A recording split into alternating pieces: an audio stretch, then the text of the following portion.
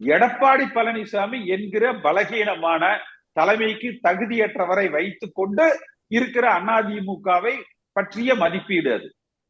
ஆனால் எம்ஜிஆரால் அடையாளம் காணப்பட்டவர்கள் இந்த இயக்கத்தை வழிநடத்துகிற பொழுது தனித்து நின்று வெல்லுகிற ஆற்றலை அம்மா காலத்தை போல 2014 போல 2016 போல ஒன்றுபட்ட அதிமுக பெறும்.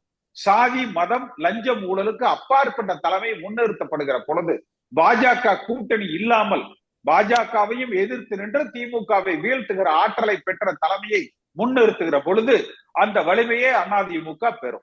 அந்த வலிமை நீங்க சொல்றப்ப பெறும். ஆனா இப்போ இருக்கக்கூடியது என்னதான் எண்ணிக்கையில மட்டும் எதிர்க்கட்சியா சட்டப்பேரவையில இருந்தாலும் குரல் கொடுக்கறதுலயோ மக்கள் பிரச்சனைகள்லயோ வந்து அதிமுக பிரதான எதிர்க்கட்சியா இருந்தாலும் இல்ல, அந்த இடத்துக்கான போட்டியா தான் வந்து அண்ணாமலை தான் எதிர்க்கட்சின்னு சொன்னாரு. அதுக்கு பிறகாக இப்ப விஜய் வந்திருக்கிறாரு. இதே சூழல் போனா 26 களம் என்னவாகும் அப்படிங்கிற ஒரு கேள்வியும் இருக்கு இல்லையா? எடப்பாடி பழனிசாமி என்கிற பலகீனமானவரை முன்னிறுத்தி எடுக்கப்படுவது. தேர்தலுக்கு இன்னும் ஓராண்டு காலம் இருக்கு. நிச்சயமாக அதற்குள்ளாக ஒன்றுபட்ட அதிமுக உருவாகும், வலிமையான தலைமை உருவாகும். ஒன்றிணைந்த அதிமுக இப்ப உறுதிங்கிறத நாங்க நம்பலாம் 26 தேர்தல். நிச்சயமாக நிச்சயமாக அதை நோக்கித்தான் என்னுடைய பயணம் அமைந்து கொண்டிருக்கிறது.